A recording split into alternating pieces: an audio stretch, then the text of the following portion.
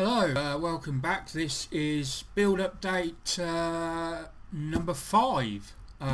So we've had a few technical problems. Well, not technical really, just a few problems.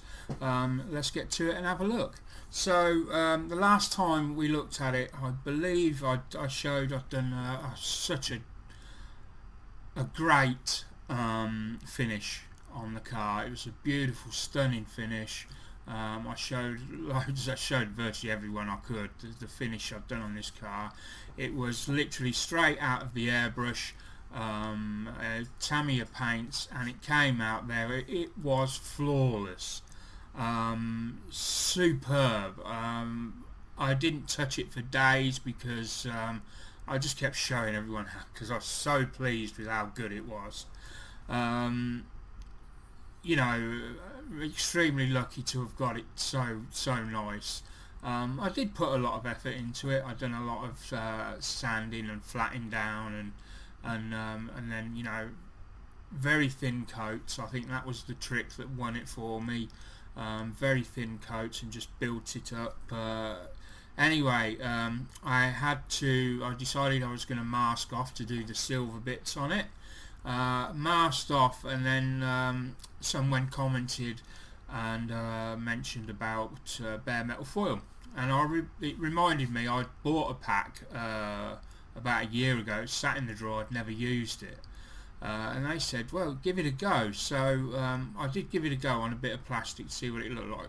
Anyway, the result was much better, I thought, than what I'd get with the paint. So I decided to do it that way, and then took off all the masking that I'd put on over the day and a half previous that I'd been working on it, and as a result some of the paint work came off. So now we'll go and have a look. This is the and you can see I put pictures up of it in the spruce surgery waiting room, but rather a large piece came off here. And so I had to fill it, wait for it to dry, and then sand it. And I've been sanding it quite a while because it feels smooth with the finger, but I have to try and use a sharp nail just to drag it across, and I think it's just about there now, because otherwise you'll just see the line where you've got to really make sure that your sanding's first rate when you are doing something like this, because otherwise it just won't look right.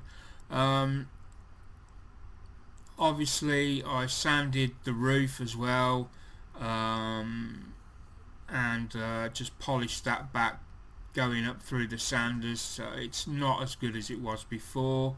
It's the glosses. It's nowhere near as glossy as it was before. And I started just doing a little bit of repair work to the front wing. I noticed there was a couple of little dips, and while I wasn't prepared to do anything when the finish was looking really great, as I'd done this bit, I thought I may as well take care of those three little. They were tiny little dimples. Not really noticeable, but up close I could see them, and I just wanted rid of them. So anyway, so I'd done that. Consequently, I've had to change the interior colour as well. I'd originally painted the seats a black and a copper colour, and then I decided, with it being red, I'd spoken to Bob on the channel and John, and we agreed that Bob felt that white was a better choice for the seats in the red car, and I looked at it and I compared the colours together, and he's absolutely right, it is a better colour, but I didn't completely go with the white, although it does look like it there. This is actually an off-white. It's more of a cream colour. It's not going to show up very well on this monitor, but I took a photo, put it up in the spruce surgery waiting room of a Tamiya bottle of Tamiya white open next to this, and you can see there's a clear clear difference. So this is a cream colour. Where this is all masked off, that's just, you know, cream. These bits here, these where it's got the cracked leather effect, they are going to be, if it's gonna, they are going to be a buff colour, like this one here. Not this one here, sorry. This buff is painted on, and these are airbrushed on, so there's a difference in colour between painting and airbrushing, which is interesting. I didn't know that.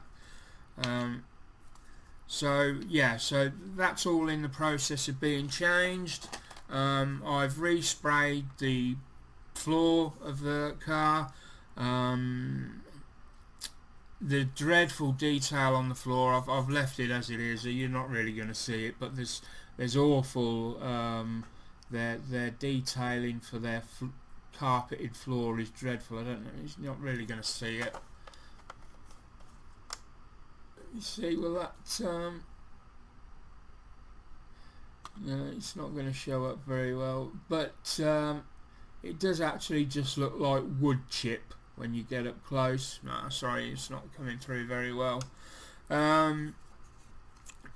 Yeah, so there's obviously the seats were in there. I've took them out to redo them. I've got the bulkhead firewall that goes in between the engine and the compartment seating area. I've done some some detailing on that. I drilled quite a few holes, added some solder to, you know, add the like compressed air and fluids and that. I drilled through and you know, inserted them and glued them, but then there was these horrible holes at the back which you could probably see if you looked carefully. Apologies for the dog. So I've went over the side with some plastic putty and sanded that down, and now it's pretty clear, and that's nice and tidy. You're not really going to see that, and I think the effect is quite good on this side, the side that I've attempted to replicate, you know, some sort of detail. It is an old car, so there wouldn't be that much new high-tech boxes or anything in it, and so at the moment that's where I stand on that. I'm just checking. There's nothing really, anything else I can add to that at this stage. Revell have been great. They are going to send me some new engine parts out. I mean, I have got this together now, but I will keep them, and then maybe at some point somebody may need some of those parts and I can pass them on, or I will make another engine to sit next to this on, and maybe scratch build an engine winch or something so that they're displayed together. And I think that's about it for this update. We'll come back and I'll give you some more as and when they're available. There are going to be some new updates coming out on other builds, and there's going to be a pre-build review. Where's it gone? On this.